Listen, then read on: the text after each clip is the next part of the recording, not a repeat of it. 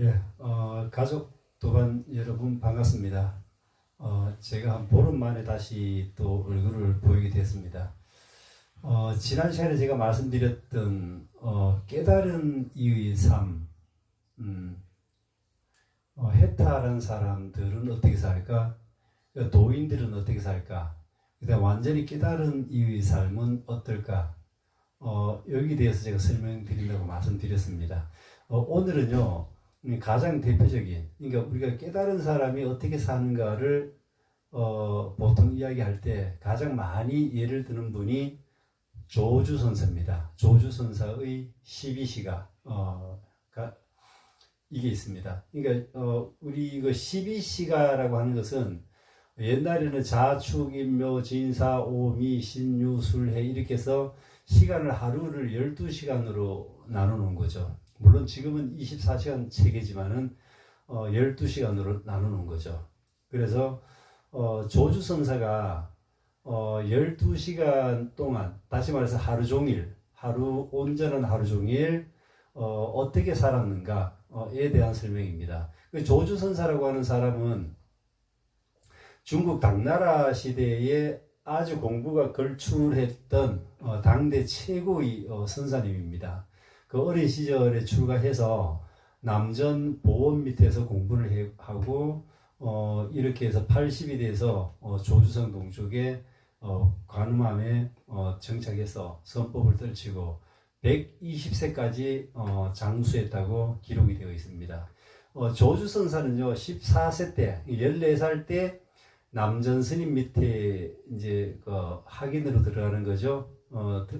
들어가서 17세에 3년 만에 득도를 합니다. 17세에 득도를 하고 그리고 나서 깨닫고 나서 득도를 하고 나서 그 도인 행세를 하고 돌아다닌 게 아니고 남전 스님 밑에서 다시 40년을 남전 스님 시봉을 들면서 보임을 합니다. 보임한단 말은 깨닫고 나서 견성하고 나서 뜸들이는 시간, 그 깨달음 공부를 좀 더 숙성시키는 그런 시간, 이걸 40년 동안 남전 스님 밑에서 그 보임을 하게 됩니다. 그리고 또 보임을 하고 나서 또 도인 행세를 하는 게 아니고 보임을 하고 나서 남전 스님이 열반에 들고 나서 또 20년 동안 만행을 합니다. 이 만행이라고 하는 것은 이 속세에 나와 가지고 다니면서 이 마을 저 마을 다니면서 어떤 깨달은 공부를 확인하는 그런 시간이죠. 참 대단하죠. 그래서 이 어르신이 나이가 80이 다 돼가지고 이제 저 시골 산골에 흐름한 그 도량 하나를 차지합니다. 그래서 열반에 들 때까지 거기서 이제 공부를 하고 법을 펴시고 이렇게 합니다. 요즘 말로 하면 이 정도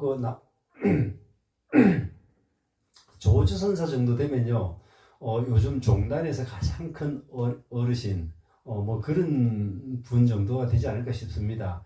그러니까 그런 종단에서 가장 큰 어른이, 그 도량을 하나 지어서 나갔으니까 그 도량이 얼마나 대단하고, 그 다음에 거기에 따르는 신도들이 얼마나 대단했는가. 아마 이렇게 우리가 생각을 보편적으로 하게 되죠. 하지만 조주선사는 그 반대입니다. 아주 시골에 화려한 도량 하나, 정말 쓰러져가는 그런 도량 하나 얻어가지고 거기서 공부를 하고 이렇게 하죠. 그런데 거기서 많은 어떤 그 신도들이 와서 법을 들이러 오는 이도 거의 없고 찾아오는 이도 거의 없는 그런 그 시골 산골 절에서 도량에서 공부를 합니다. 그러니까 대단한 어르신이다, 제가 그렇게 말씀드립니다.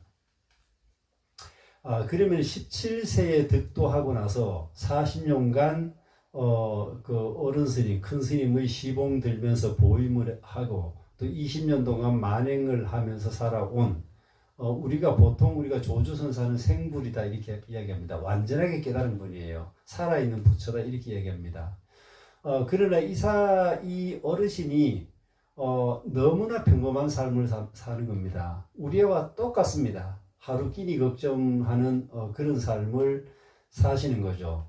그래서 우리가 깨달은 이의 삶을 보통 이야기할 때 가장 많이 인용되는 글귀가 조주선사의 12시가입니다.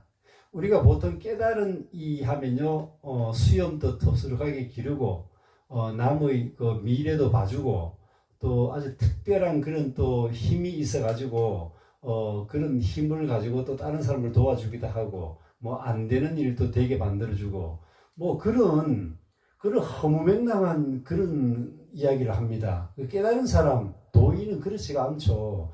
도인은 우리 삶의 모습하고 똑같은 그런 사람이 도인이다 이렇게 생각하시면 됩니다. 도인이라고 해서 뭐 특별한 능력을 갖고 특별한 힘을 가지고 정말 안 되는 일을 되게 만들어주는 그런 사람이 아니라는 거죠. 그걸 우리가 도인이라고 하는 상에 너무 치우쳐 있기 때문에 그런 생각을 합니다. 그 도인은 절대로 그런 사람이 아니라는 겁니다. 선어록 조당집에서 그 유명한 차나 마시러 가라, 차나 한 잔 마시러 가라는 내용 어디서 많이 들어봤죠? 차나 마시고 가라, 이 내용인데요. 이게 누가 말씀하시는 거? 조주 스님이 하신 선어록에 나오는 말입니다. 조주 스님이 어떤 스님에게 묻습니다. 여기 온 적이 있는가? 그러자 찾아온 스님이 대답하기를 여기 온 적이 없습니다. 다시 조주가 말하기를 차나 한 잔 마시고 가라 이렇게 말했습니다. 또 다른 스님에게 묻기를 일찍 여기에 온 적이 있는가? 스님이 대답하기를 온 적이 없습니다. 그러자 조주 스님이 말하기를 차나 한 잔 마시고 가라. 이에 옆에 가만히 지켜보니까 원주 스님이 하도 기가 막혀서 원주 스님이 다시 묻습니다. 스님은 어찌하여 온 적이 있는 사람에게도 차나 마시러 가라, 온 적이 없는 사람에게도 차나 마시러 가라 이렇게 말씀하십니까? 라고 하니까 조주 선사가 다시 말씀하십니다. 원주야 하고 불렀습니다. 원주가 네 대답하자 선사가 말합니다. 조주 선사가 차나 한 잔 마시고 가라 이렇게 대답을 합니다. 물론 선문답이기 때문에 그냥 겉으로 들어서는 절대로 이해가 안 되는 그런 말이죠, 그죠? 자, 우리 조주선사의 선어록 조당집에 나오는 그 유명한 정전백수자, 제가 많이 인용했던 글귀죠. 뜰 앞에 잣나무라는 거 있잖아요. 그 뜰 앞에 잣나무가 한자로 쓰면 정전백수자 이렇게 하는 거죠. 그 뜰 앞에 잣나무 내용입니다.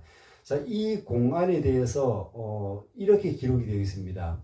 어떤 스님이 조주 스님을 찾아왔습니다. 그리고 조주 스님에게 묻습니다. 어떤 것이 조사, 다시 말해서 달마대사죠. 달마대사께서 서쪽에서 오신 뜻입니까? 라고 묻습니다. 그러자 조주 스님이 대답합니다. 뜰 앞에 잣나무니라. 그러자 스님이 말하기를 화상께서는 어떻게 경계를 들어서 사람에게 보이지 마십시오 라고 얘기합니다. 그 조주 선사가 다시 답하기를 나는 경계를 들어서 사람에게 보인 적이 없느니라. 그러자 스님이 다시 물어봅니다. 어떤 것이 조사, 다시 말해서 달마 스님이죠. 달마 스님께서 서쪽에서 오신 뜻입니까? 라고 다시 묻습니다. 그래서 조주 선사가 다시 대답합니다. 뜰 앞에 잣나무니라. 달마대사가 서쪽에서 온 뜻이란 말은요, 법이 무엇인지 물어보는 겁니다. 깨달음이 무엇입니까? 마음 공부가 무엇입니까? 어떤 사람이 부처입니까? 본성이 무엇입니까? 이 근본적인 것을 물어보는 겁니다. 그러니까 조주선사 대답은 차나 한잔 하러 가라, 뜰 앞에 잣나무, 뭐 이런 식으로 대답을 하잖아요. 말이 안 될 소리 같으죠, 그죠? 그러나 우리 조주선사께서는요, 아주 정확하고 명확한, 더 이상 더 좋은 답을 낼 수 없을 정도로 명확한 대답을 하신 거죠. 정확한 정답을 대답하신 겁니다. 우리가 보통 그 분별을 빼고 드리면 되는데요. 우리는 보통 누구의 말을 듣거나 누구의 대답을 들을 때 언어에 분별합니다. 그리고 그 뜻에 분별하죠. 그러다 보니까 꽉 막혀버리는 거죠. 그 조주선사가 대답하고 있는 차나 한잔 하러 가라, 뜰 앞에 잣나무, 이거는 결국은 직지인심을 가르치는 거죠. 곧장, 그러니까 곧장 본성의 마음을 보라, 이런 소리입니다. 본성을 보라, 이런 말이죠, 결국은. 그러니까 그 말에 따라가지 말고, 말 뜻에 따라가지 말고, 단어에 따라가지 말고, 곧장, 직지인심. 다시 말해서, 본성을 곧장 보라라고 하는 의미로, 차나 한잔 하러 가라, 뭐, 뜰 앞에 잣나무다, 다 같은 말이에요. 뭐, 뜰, 이렇게 하면은, 앞뜰 생각하고, 뭐, 잣나무 하면 잣나무 우리가 보통 생각하잖아요. 그렇게 해서는 절대로 공부가 안 된다, 이 소리입니다. 그러니까 그 말 뜻에 따라가지 말고, 첫 번째 자리를 봐라, 이 소리입니다. 그러니까 생각이 일어나기 이전 자리, 그러니까 분별하기 이전 자리, 그걸 보라, 이 소리입니다. 이게 직지인심이죠. 그래서 대답을 이렇게 합니다. 대답은 어떻게 하든 제가 만약에 조주선사였다면은 뭐 할렐루야라고 할 수도 있고요. 뭐 이렇게 아무 말이나 하면 됩니다. 한마디면 욕을 할 수도 있고 다 똑같은 말이에요. 말 뜻에 따라가지 마라, 이 소리입니다. 말이라고 하는 것은 결국 분별입니다. 분별의 자리로 가지 마라. 분별되기 이전의 자리, 생각이 일어나기 이전의 자리를 봐라, 이 소리입니다. 이게 직지인심이죠. 이게 본성이죠. 그래서 우리가 이 잣나무다, 차 한 잔이다 라는 말이라고 하는 상에 묶여버리면요, 답이 없어요. 앞이 콱 막힐 수밖에 없는 거죠. 답이 없는 거죠. 그러니까 상에 묶이지 말고 벗어나라는 것입니다. 그러니까 도를 우리가 말로 이렇게 가르친다거나 말로 이해를 시킨다고 하는 것은 불가능이라고 합니다. 우리 그 전에 선지식들이 똑같이 하는 말씀입니다. 이걸 가르치거나 말로 표현해서 가르친다? 이거는 불가능하다라고 보통 그렇게 얘기합니다. 그러다 보니까 우리 큰 스님들이 주장자를 땅 이렇게 스님들 있잖아요. 손을 들어 보이는 스님도 계시고, 여기서 끝난 거예요. 벌써 주장자 세 번 땅 치는 순간, 손바닥 들어 보이는 순간 사실 법문은 다 끝나버린 거죠. 실제 그렇습니다. 실제. 그렇기 때문에 그 말이라고 하는 것은 우리가 말로 이렇게 뭐 본성을 설명하고 우리가 도를 설명한다, 이거는 사실 뭐 불가능한 것이죠. 하지만 그래도 이 설명이 있으면은 조금 더 근사치에 가깝게 갈 수 있지 않을까 싶어서 스님들이 그렇게 법문하는 거죠. 그래도 우리 선지식들의 법문을 끊임없이 들어야 됩니다. 끊임없이 듣고 또 듣고 이렇게 하다 보면은 마음으로 들어야겠죠. 이거 머리로 듣고 생각으로 들어서는 절대로 안 되죠. 마음으로 듣고 처음에는 무슨 말인지도 모르겠고 뭐라고 하시는지도 전혀 모르지만은 시간이 지나고 흐르고 나면은 그게 마음으로 와닿을 수 있고요. 마음으로 와닿았을 때 내 공부가 될 수 있다. 이렇게 보시면 됩니다. 그래서 이 법문은 머리가 아닌 그 마음으로 듣는 게 중요하고요. 그리고 오로지 그 시절 인연을 기다릴 뿐입니다. 그 시절 인연이 되면은 언젠가는 그게 싹이 트고 거기서 또 발화가 되고 또 그게 또 풍성한 또 나무가 되고 이렇게 할 수도 있는 거죠. 시절 인연이 그래서 중요한 겁니다. 그래서 오늘 조주선사의 하루 일과를 그 시로 적어 놓은 겁니다. 조주선사의 12시가라고 하는 것을 제가 소개해 드리도록 하겠습니다. 닭 우는 축시, 우리가 축시 하면 보통 1시부터 3시까지를 축시라 그러죠. 그죠? 닭 우는 축시. 요렇게 써놨습니다. 깨어나는 추레한 모습을 근심스레 바라본다. 두를 옷, 소매 옷 하나 없고 가사는 겨우 모양만 남았네. 속옷은 허리가 없고 바지도 주둥아리가 없구나. 머리에는 푸른 재가 서너 말, 도닦는 중생 구제하는 이 대려하니 누가 알았으리야. 이 변변찮은 이 꼴로 변할 줄을. 이 축시에 이런 시를 쓴 거죠. 그러니까 스님 모습을, 조주선사의 모습을 그대로 쓴 겁니다. 우리가 딱 들어봐도 아주 초라하고 그런 정말 그 형편없는 그런 가사, 다 떨어져가는 가사, 뭐 속옷도 제대로 없는 뭐 그런 옷을 입고 계시는 선사의 모습을 우리가 머릿속으로 그려질 겁니다. 그러니까 살아가는 모습 그대로입니다. 우리도 마찬가지예요. 부족한 것도 많고 내가 원하는 만큼 이루지도 못하고 또 내가 세웠던 뜻도 이루지 못하고 그런 우리 모습입니다. 지금 이대로의 모습이 완전하고 아무 문제 없는 그런 모습을 말하고 있습니다. 지금 속상한 일이 있든 사글세를 살든 누구에게 지탄을 받든 뭐 내 뜻대로 일이 되지 않든 뭐 몸이 아파서 이렇게 고통을 받든 어쨌든 현재 지금 이 자리에서는 아무 문제가 없는 것입니다. 그게 완전한 내 삶입니다. 지금 조주 선사님도 그러잖아요. 그러니까 두를 옷 소매 하나 없고 가사는 겨우 모양만 남았고 속옷은 허리가 없고 바지도 주둥아리가 없구나. 지금 우리 의식으로 생각하면은 얼마나 초라하고 정말 형편없는 그런 삶일까요? 이 완전하게 깨달은 우리 조주 선사님이 의 모습입니다. 이게 완전한 모습이에요. 지금 현재 뭐 죄를 짓고 감옥살이를 하는 사람도 완전한 모습입니다. 그러나 거기서 분별이 따라 붙으면요 완전한 모습이 아니죠. 내가 무슨 죄를 졌길래 이렇게 지금 이 나이에 감옥살이를 하느냐, 뭐 내가 지금 전생에 내가 뭔 죄를 졌길래 내가 지금 이 나이에 젊은 나이에 몸에 병마가 달라붙어서 이렇게 힘든가, 내가 뭔 그 전생에 죄를 졌길래 내 뜻대로 되는 게 하나도 없고 어떻게 일이 하나같이 그렇게 꼬이는가, 이렇게밖에 생각 못하는 게 우리 중생들의 모습입니다. 하지만은 그 깨달은 사람이라고 하는 것은요, 그것을 지금 현재 자기 모습을 그대로 여실하게 그대로 완전하게 아무 문제 없이 이렇게 받아들이는 거죠. 그 자세가 상당히 중요하다 이 말입니다. 자, 그 다음에 이른 아침 인시는 새벽 3시부터 5시까지죠. 그죠? 새벽 3시부터 5시까지. 자, 써놓은 시가 이렇게 되어 있습니다. 황당한 마을, 부서진 절, 참으로 형용기 어렵네.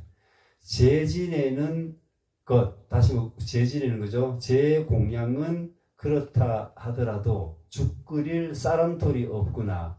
무심한 창문, 가는 먼지만 괜시리 바라보는구나. 참새 지저귀는 소리뿐 친한 사람이 없구나. 호젓이 앉아 이따금 떨어지는 낙엽 소리를 듣는다. 누가 말했던가 출가인은 애정을 끊는다고 생각하니 무심결에 눈물이 난다. 자, 여기 지금 우리 조주 선사님이 써놓은 시를 보니까 이 온갖 분별을 다 하고 온갖 생각을 다 하고 그 다음에 온갖 우리가 중생들이 생각하는 그 중생들의 생각을 그대로 다 하고 있잖아요. 그죠? 이 도대체가 깨달았다는 사람, 우리 그래도 그 중에서 당대의 최고의 선사가 어떻게 이런 모습 받게 되지 않을까, 이런 생각을 할 수도 있어요. 자, 그런데 그 시대 그 최고의 선사임에도 불구하고 그러면 대중들이 법문 들으러 오고 영업한 도랑이라고 해서 재진회로 오는 사람도 많고 이렇게 될 거로 우리는 생각하지만은 완전히 그 반대잖아요. 당장 스님이 당장 한 끼 잡술 공양거리 끼니 걱정하고 그런 모습을 막 글로 표현해 놓은 거예요.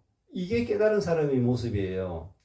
깨달은 사람이라고 해서 꼭 가난하게 살아야 하고 청빈하게 살아야 된다, 이건 아니에요. 물론 어떤 그 선사는 절에서 대중들의 발길이 정말 끊이지 않고 신도들이 죄가 끊이지 않아서 절 살림이 아주 넉넉한, 물론 그런 도량도 많았어요. 그 당시에도. 거기에 매이지 않는 삶을 이야기하는 거예요. 현재의 모습이 어떤 모습이든 우리 분별로 생각하면 정말 초라하고 정말 가난하고 이렇게 머릿속에 우리는 인식작용에 의해서 인식을 하게 되죠. 그 인식을 하지 않는 자리가 분별하기 이전 자리예요.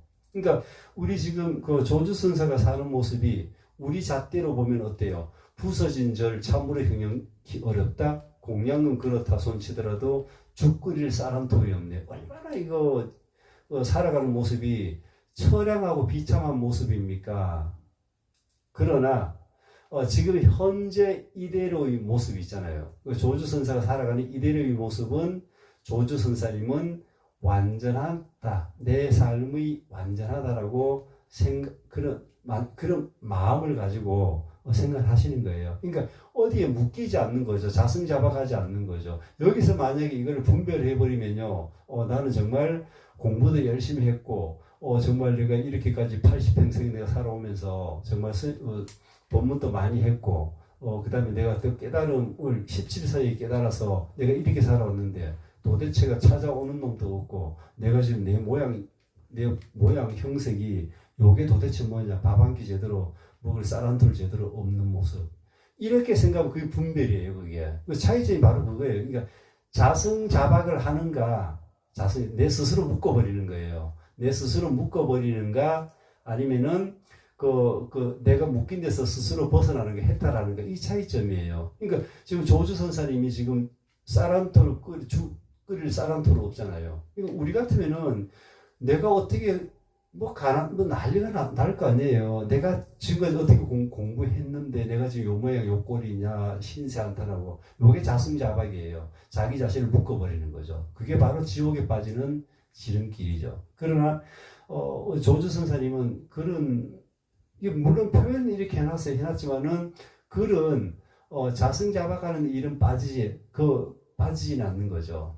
자승자박에 빠지지는 않는 거죠. 그래서 얼마나 깨달은 사람의 모습이 여실히 보여주는가, 이걸 지금 나타내는 거고요. 자, 그 다음에 이제 해 뜨는 묘시입니다. 토끼죠. 5시에서 7시, 새벽 5시, 7시까지가 이제 묘시라 그러죠. 자, 묘시에는 어떻게 또 썼는가 하면요.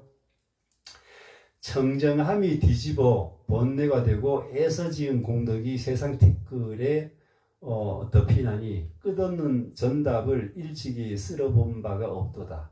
눈서지 풀릴 일은 많고 마음에 맞는 일은 없나니 참기 어려운 건 동쪽 마을의 거무틱틱한 늙은이는 보시 한번 가지고 온 일이라고는 아예 없고 내 방 앞에다가 당나귀 있잖아요. 당나귀를 풀어놓고 풀을 뜯긴다. 당장 배고파 죽겠는데 오는 신도라고 오는 사람들이 보시할 생각은 안 하고 동네 늙은이가 찾아와서 당나귀 데리고 와서 절 앞마당에다가 수북히 쌓인 풀만 뜯게 하는 그런 모습이죠. 참 과간이죠. 그죠? 조수 스님이 써놓은 일기와 우리 삶이 전혀 다른 게 없어요. 똑같습니다. 우리 사는 거랑.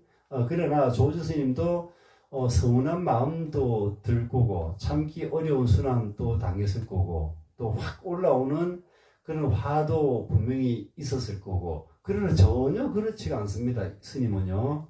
그래서 우리하고 다른 점이 있다면 붙잡지 않는 거죠. 붙잡지 않는 거예요. 어디다 집착하거나 붙잡지 않는 거죠. 만약에 이 상황에서 조주선사가 붙잡거나 집착을 했다면은 정말 참기 어려운 거죠. 내 당장 이 도량 앞에 배고파 죽겠고 당장 먹을 쌀 한 톨 없는 이 상황인데 이 거무틱틱한 노인네가 하나 올라와서 당나귀 몰고 와서 보시할 생각은커녕 절 앞마당에 당나귀 풀어놓고 풀 뜯어먹고 그리고 가버리는 거예요.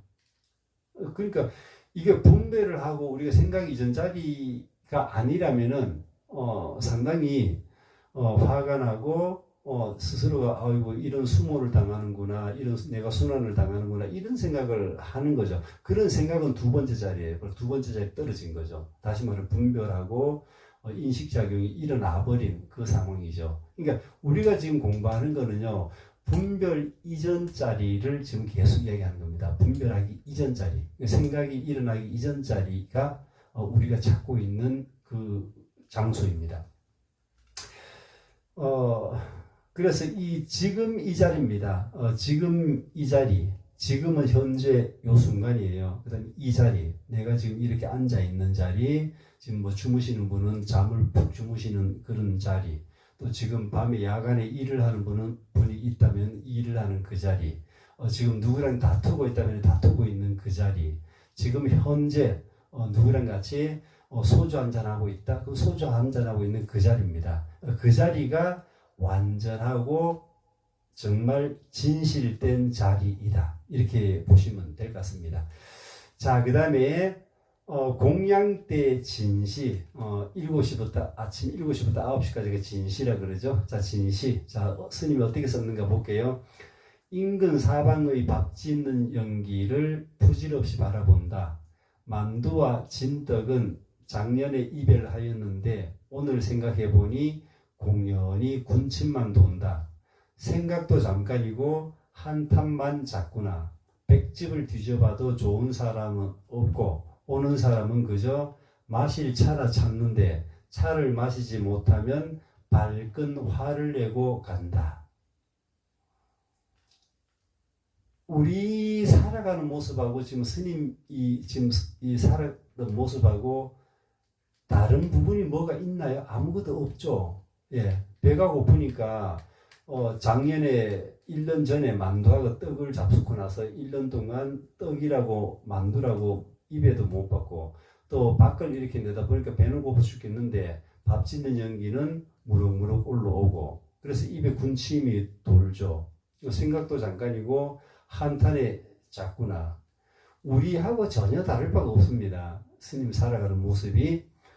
그래서 배가 고파서 마을로 이 집 저 집 탁발을 나가는데 탁발을 다녀봐도 큰 스님이 탁발 나오셨다고 쌀 한 줌 집어주는 사람도 없고 집집마다 아침밥 짓는 연기는 무럭무럭 나는데 그 흔한 만두, 그 중국에서는 만두가 굉장히 흔하잖아요. 그 만두, 진떡 하나 먹어본 지 오래돼서 입에 군침만 돌고 이 백집을 돌아다녀봐도 쌀 한 톨 보시하는 이 없고 절에 찾아오는 사람이라고 가끔 오는 사람이 하는 소리가 차나 한 잔 얻어 마실 욕심에 왔다가 차가 없습니다라고 하면은 절집에 차 한 잔 대접 못한다고 하면서 도리어 화를 벌컥 내면서 돌아가는 그런 그 신도나 행인이 그 당시 있었다는 이 말이에요. 그래서 우리 모습하고 다를 게 없잖아요, 그죠? 내가 남에게 베풀 거가 있을 때는 사람들이 막 찾아오잖아요. 문전성시 이룬다 그러잖아요. 그러나 이것저것 필요한 것을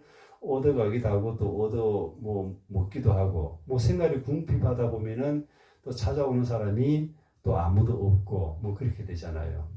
자, 그러나 우리 조주 선사님이 지금 이런 배도 고프고 만두도 잡수고 싶고 진떡도 잡수고 싶었고 또 아침에 또 백집을 뒤져봐도 보시하는 공양거리 하나 이렇게 보시하는 사람 없고 그런 모습이에요. 그러니까 이것도 마찬가지로 두 번째 자리로 떨어지면요 이거는 정말 생활이 궁핍하기 짝이 없고 그 다음에 정말 도를 이룬 큰 스님인데도 불구하고 거기다가 정말 보시하는 사람 아무도 없는 그런 아주 천안한 그런 모습이 되어버리겠죠. 그러나 우리 조주 선사는 어떻게 해요? 전혀 거기 흔들림이 없어요. 배고프면 고프다. 떡 먹고 싶으면 떡 먹고 싶다. 주면 먹고 안 주면 그냥 가고 이렇게 하는 거잖아요. 우리가 깨달은 사람의 모습은 그렇습니다. 배고프면 배고프다 하고요. 떡이 먹고 싶으면 떡 먹고 싶다 그러고, 그 다음에, 또 군침, 배가 고프면 또 군침도 삼키고, 다 이렇게 하는 거죠. 우리하고 전혀 다를 바가 없다고 제가 자꾸 말씀드립니다. 자, 오전에 이제 사시입니다, 사시. 우리가 보통 그 사시 예불을 한다 그럴 때 이 사시죠. 아침 9시부터 11시까지가 보통 사시다 이렇게 이야기하잖아요. 그죠? 자, 사시에는 어떻게 써놨는가 하면요. 시를 이렇게 써놨어요. 머리 깎고 이 지경에 이를 줄 누가 알았으랴. 어쩌다가 청을 받아들여 시골 승려가 되고 보니 굴욕과 굶주림의 처량한 꼴 차라리 죽고 싶어라. 오랑캐 장가와 검은 얼굴 이가는 공경하는 마음은 조금도 내지 않고 아까는 불쑥 문 앞에 찾아와서 고작 한다는 말이 차 좀 빌려달라, 종이 좀 빌려달라 이 말뿐이네. 시를 이렇게 써놨어요. 그러니까 그 조주선사가 살아가는 그대로의 모습을 그대로 쏘는 겁니다. 자, 절집에서 사시가 되면은 이제 사시 예불 올리고 또 예불 끝나면 점심 공양도 함께 하면서 뭐 부처님 가르침도 이야기하고 법도 이야기하고 이런 분주한 시간을 보통 보내잖아요. 그 조주선사의 도량이는 오랑캐 장가놈과 검은 얼굴 이가놈이 찾아와서 불쑥 하는 소리라고는 차 좀 빌려주세요. 종이 좀 빌려달라. 이 말만 하고 그래도 없다고 하면 핀잔까지 주고 가는 그런 모습을 그려놓으십니다. 그러니까 조주 스님은 이런 생활이 비참하게 생각했을까요? 아니면 그 큰 스님을 공경하지 않는다고 화를 냈을까요? 전혀 그렇지 않습니다. 현실을 그대로 받아들이고요. 지금 이 자리, 지금 이대로의 모습이 완전함을 알아차릴 뿐이죠. 지금 현재 이런 모습을, 내 모습을 완전하게 알아차릴 뿐이죠. 그걸 가지고 그 비참하다 또는 나를 왜 공경하지 않고, 내가 큰 스님인데 나를 공경하지 않고 나한테 종이 빌려달라, 차 빌려달라 이런 소리나 할까? 이런 소리 생각을 한 게 아니죠. 지금 현재 이대로가 완전하다는 걸 알고 계시는 거죠. 자, 그 다음에 해가 남쪽을 향하는 오시입니다. 오시는 11시부터 1시까지. 그래서 우리 12시를 보고 정오 이렇게 이야기하자는 거죠. 자, 오시입니다. 자, 오시에는 시를 이렇게 썼습니다. 차와 밥을 탁발하여 도는 데는 정한 법도가 없으니 남쪽 집에 갔다가 북쪽 집에 다다르고 마침내 북쪽 집에 이르러서는 그 수를 헤아릴 수 없네. 쓴 소금가루와 보리초장 기장 섞인 쌀밥에 그 다음에 상추 무침 오로지 아무렇게나 올린 공양이 아니라며 스님이라면 모름지기 도심히 경고해야 한다고 하네. 참 기가 막힐 노릇이죠. 동서남북 사방을 다 돌아다니면서 탁발했으나 사시를 겨우 넘겨서 아무것도 없이 탁발을 못했는데 배가 얼마나 고팠을까요, 스님이. 근데 마침 한 집에서 그 보시를 하는 것이 그 초장에 기장 섞인 살밥에 상추 무침을 이렇게 보시를 합니다, 스님한테. 그걸 보시하면서 그 보살님이 그 우리 조주선사 때 뭐라고 말하는가 하면요, 스님은 도가 경고해야지 먹는 것만 밝혀서는 안 된다, 이 소리입니다. 스님에게 충고하는 모습이죠. 그러니까 시골 안하기 보살이 완전하게 깨달음을 성취한 생불이라고 하는 조주 스님에게 도를 닦으라고 지금 이런 이야기를 하고 있습니다. 예, 참 웃기고 참 웃어야 될지 모르겠습니다. 예. 자, 그 다음에 해 기운은 미시 오후 1시부터 3시까지죠. 자, 이때에는 양지근을 교차하는 땅을 밟지 않기로 한다. 한 번 배부름에 100번 굶주림을 잊는다더니 바로 오늘 이 노승의 몸이 그러하네. 선도 닦지 않고 경도 논하지 않나니 헤어진 자리 깔고 햇볕 쐬이며 낮잠을 잔다.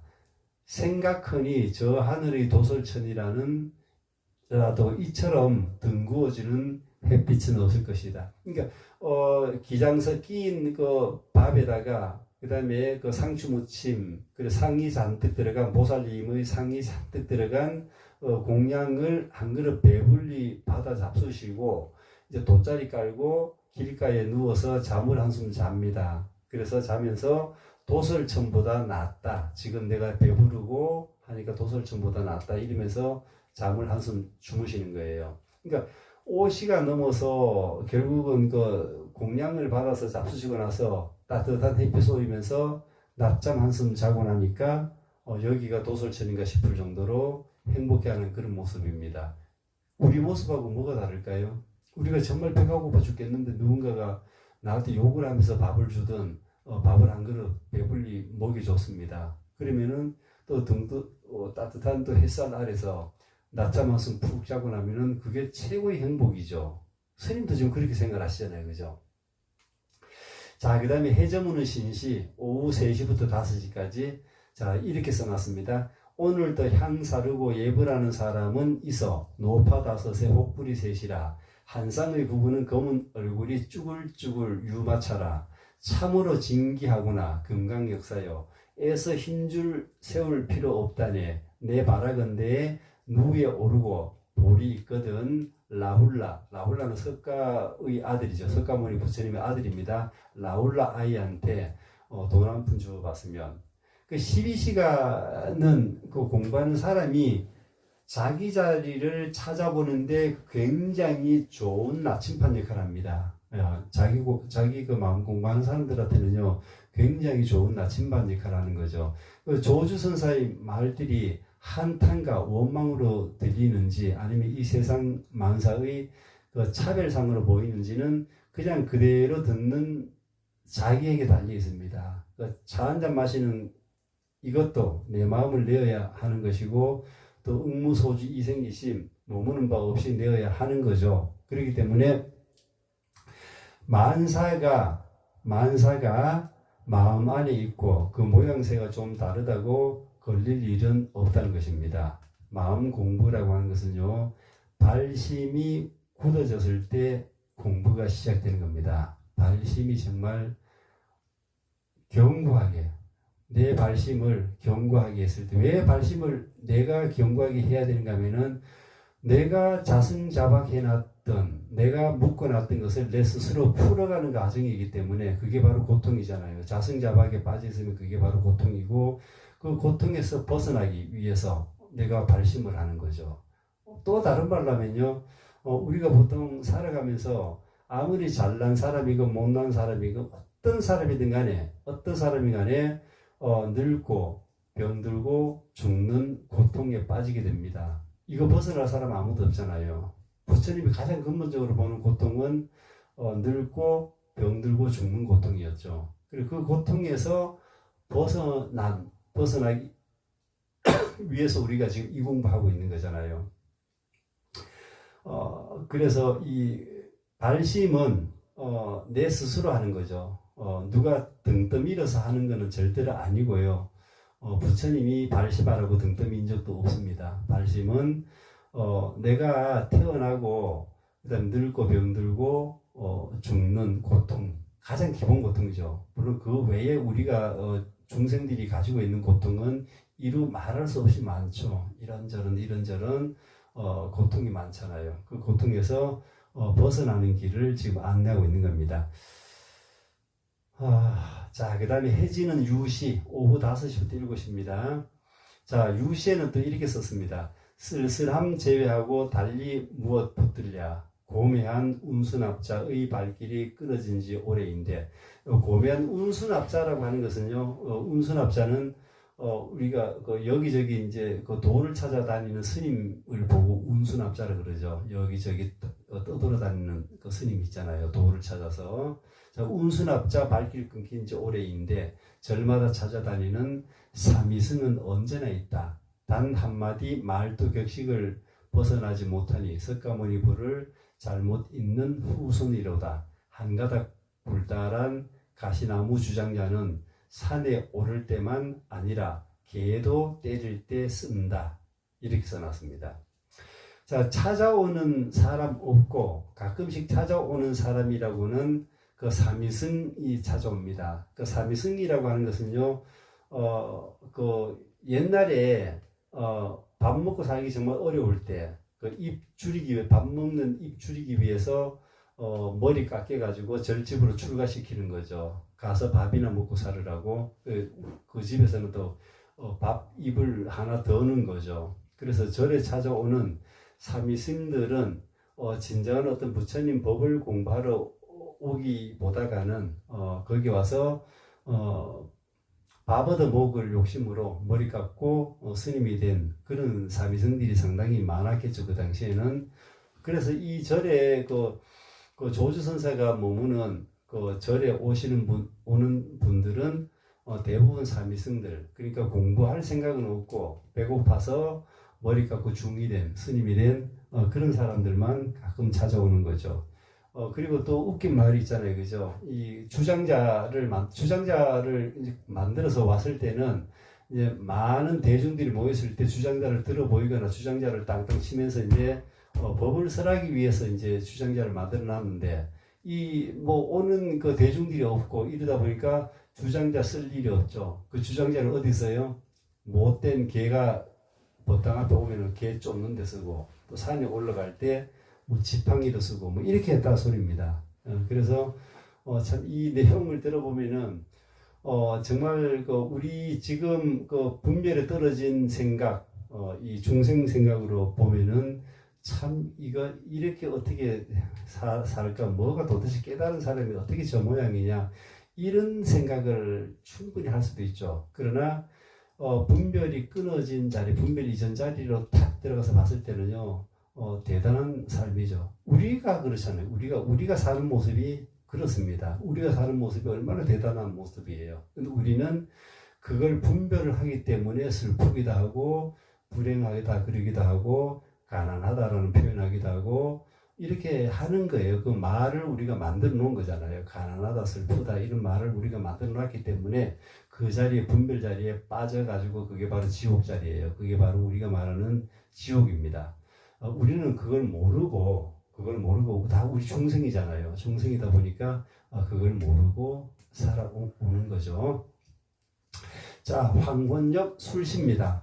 술시는 저녁 7시부터 9시까지죠. 자, 이렇게 써놨습니다. 컴컴한 빈방에 홀로 앉아서 널거리는 등불을 본 지도 오래이고 눈앞은 온통 깜깜한 칠길새 종소리도 들어보지 못하고 그럭저럭 날만 보내니 들리는 소리라곤 늙은지 찍찍대는 소리뿐 어디다가 다시 마음을 붙여볼까나 생각도 못해 바람이를 한 차례 떠올려본다. 자, 등잔에 늘 기름조차 없으니 어때요? 이 등불 켤 수가 없죠. 그래서 등불을 볼 수가 없죠. 해가 지니까 어때요? 불이 없으니까 온통 깜깜한 칠흑 세상에서 살아가시는 겁니다. 그래서 밤에 가만히 누워서 들어보니까 천정에서는 쥐소리가 나무 갈가 먹는 소리만 들릴 뿐이죠. 정말 적막하고 허름한 도량 모습을 이렇게 표현했습니다. 자, 그 다음에 잠자리에 드는 해시입니다. 9시부터 11시까지요. 자, 이렇게 써놨어요. 문 앞의 밝은 달 사랑하는 이 누구인가? 집 안에는 오직 잠자러 갈 때가 걱정이라 한 벌 옷도 없으니 무얼 덮는고 법도를 말하는 유가와 계율을 노라는 조가가 입으로는 덕담을 하나 정말 이상하다. 내 걸망을 비게 하는 건 그렇다 손치더라도 모든 인연법을 물어보면 전혀 모르네.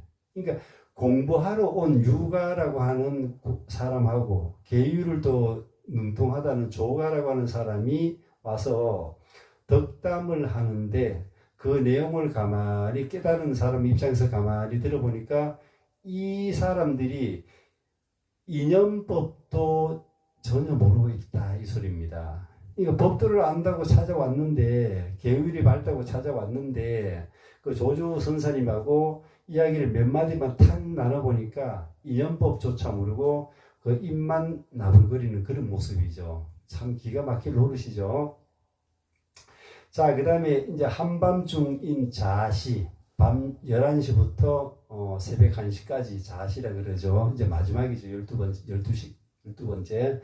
자, 마음 경계 언제 잠시라도 그칠 때 있던가 생각하니 천하의 출가인 중에 나 같은 주지가 몇이나 될까? 흙자리 침상 낡은 갈대 돛자리 느른 나무 목침에 덮개 하나 없구나. 부처님 존상에는 안식 국향 사르지 못하고 잿더미 속에는 쇠똥 냄새만 나는구나.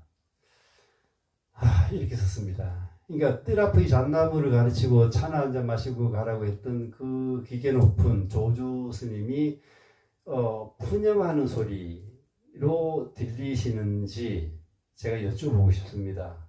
그 다음에 법을 여실히 보여주는 모습인지 이걸 제가 여쭤보고 싶습니다. 어때요?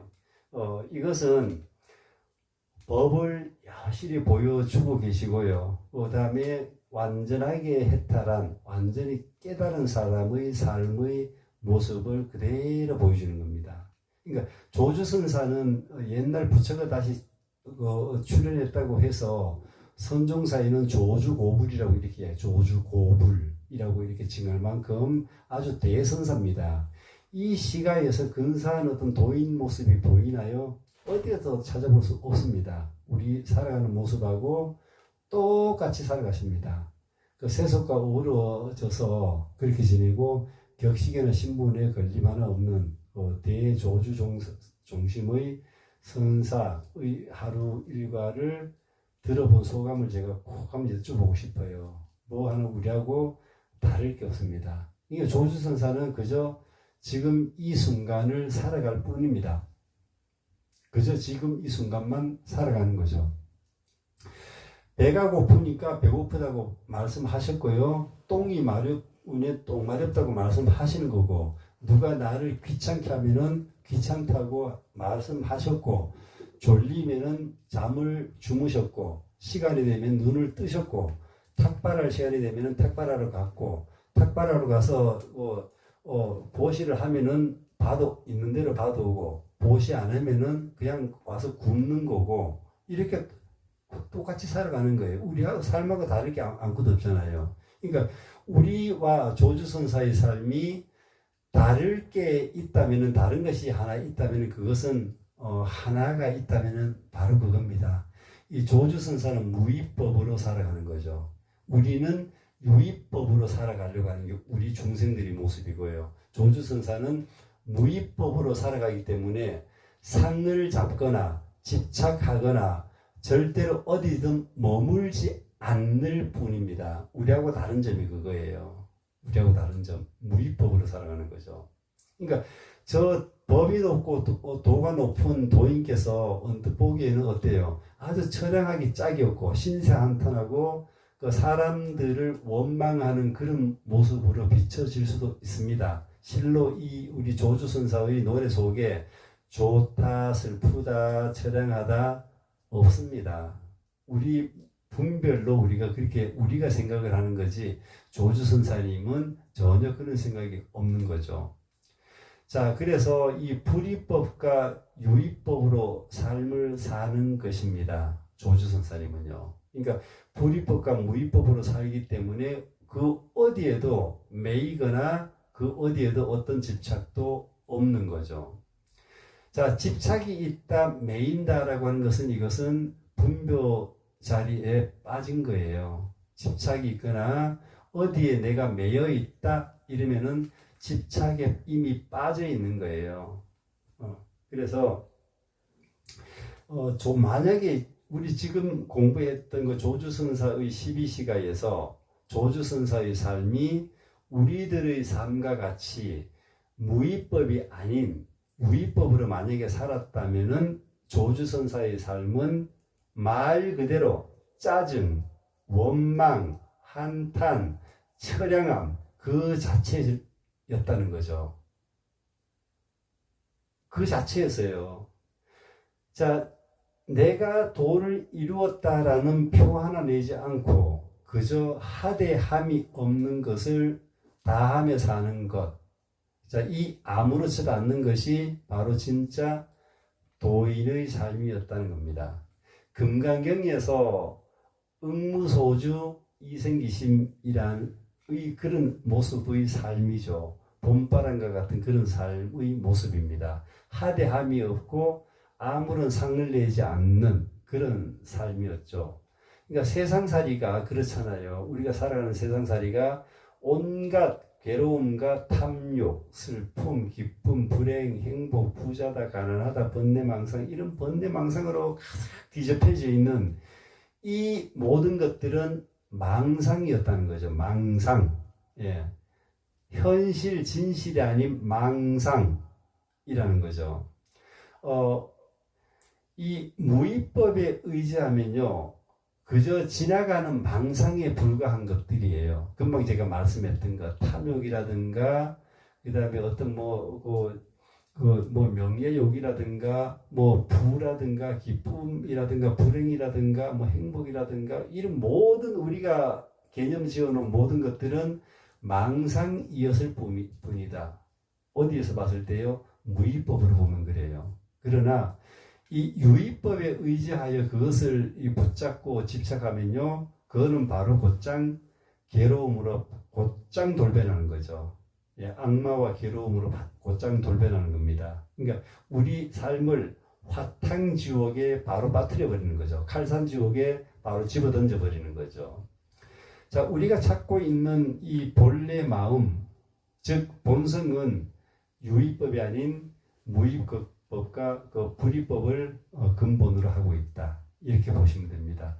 자, 조주선사의 12시간은요, 겉으로 보면은 이 사람들도 불만스럽고 와가지고 보시하지 않는다. 그 다음에 그 사람들이 와서 뭘 빌려달라 소리만 한다. 뭐 이런 푸념처럼 투덜거리는 푸념처럼 이렇게 들립니다. 그러나 이 유의법으로 우리가 중생들이 생각하고 있는 그 유의법으로 이걸 바라다 보면요, 푸념하고 짜증나고 이렇게밖에 안 보이는 거죠. 불쌍하기도 하고 가엾기도 하고 이렇게밖에 안 보여요. 그러나 이 무의법으로 이 똑같은 현실을 들여다보면, 다시 말해 깨달은 사람의 눈으로 들여다보면요, 이거는 완전한 삶이에요. 아주 완벽한 그런 삶을 살아가시는 거죠. 누가? 조주선사님이요.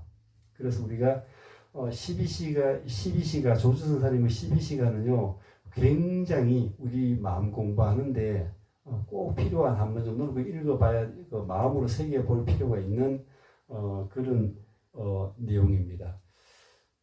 오늘도 벌써 밤 시간이 많이 늦었습니다. 늦은 시간에 끝까지 들어줘서 감사하고요. 또 다음 시간에는 또 불의법을 가지고 계속 또 이야기를 좀 나눠보도록 하겠습니다. 네, 고맙습니다. 감사합니다. 마치겠습니다. 승불하세요.